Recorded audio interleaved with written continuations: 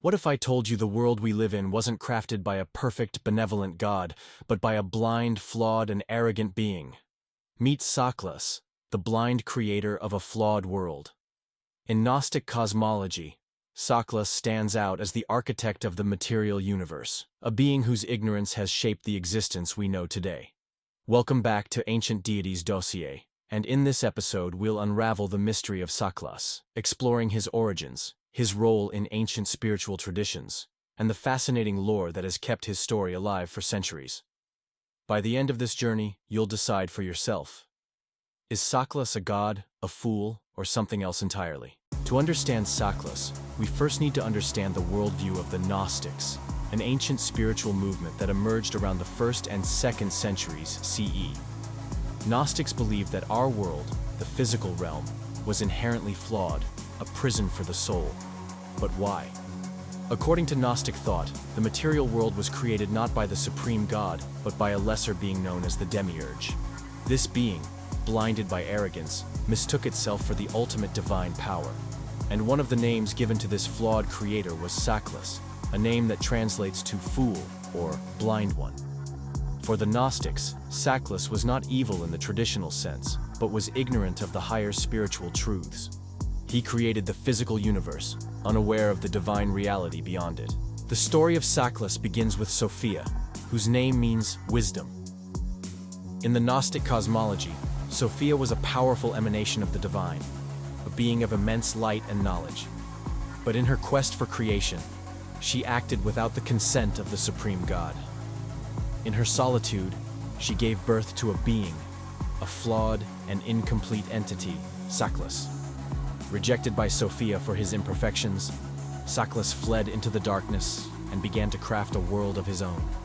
Little did he know, this act of creation would imprison countless souls in a material existence. As Saklas shaped the material world, he grew arrogant. Believing himself to be the only god, he declared, "I am God, and there is no other beside me." But this proclamation, found in the Gnostic texts, is a distortion, a parody of the biblical declaration in Isaiah. Gnostics saw this arrogance as a defining feature of Saklas.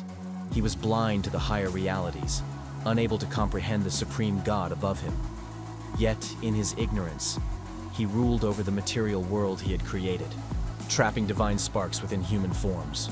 Saklas was not alone in his rule. According to the Gnostic texts, he surrounded himself with powerful beings known as archons, rulers of the material realm. These archons enforced his will, maintaining the illusion that Saklas was the one true god. But there was a catch. Within the humans Saklas created, there existed a divine spark. This fragment of the supreme god was the key to liberation, a light hidden within the darkness of the material world. In the Apocryphon of John, one of the most famous Gnostic texts, Saklas' story comes alive.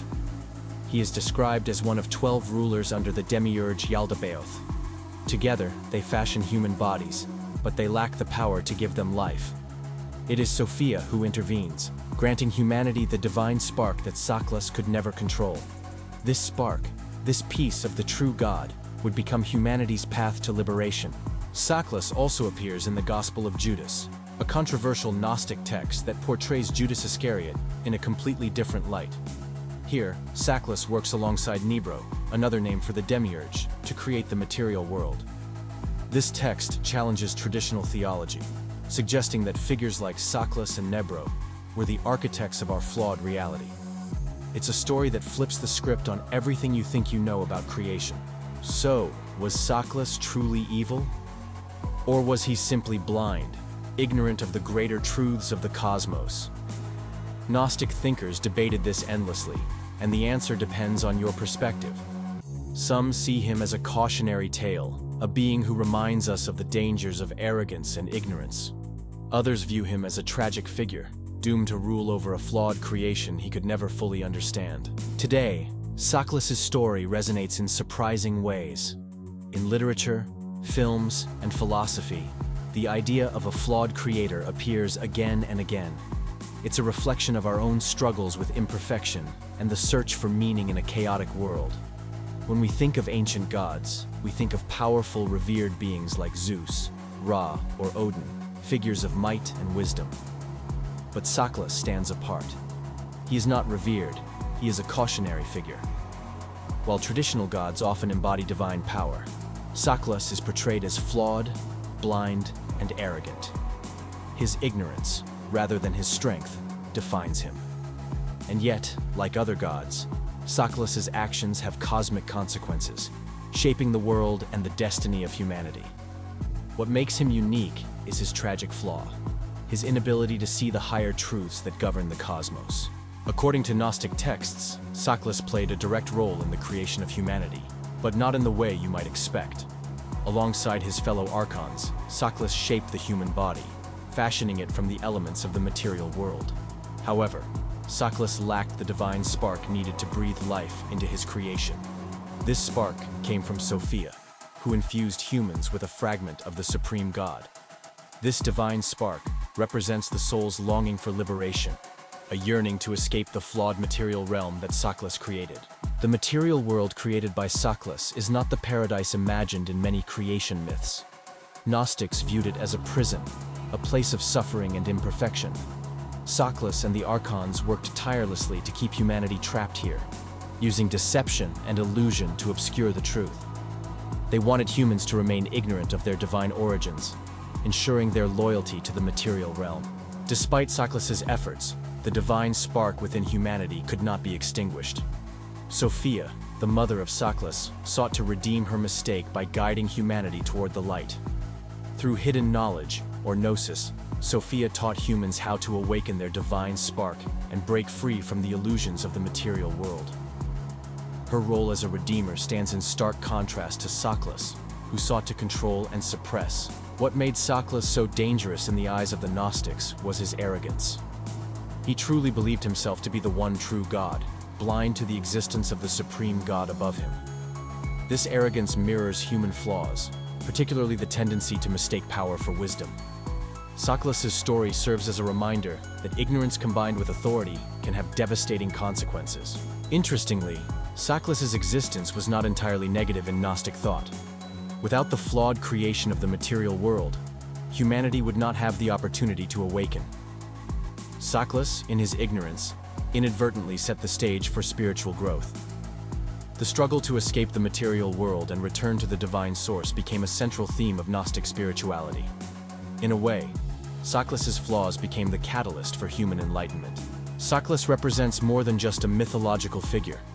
He is a symbol of ignorance, arrogance, and the human struggle against illusion.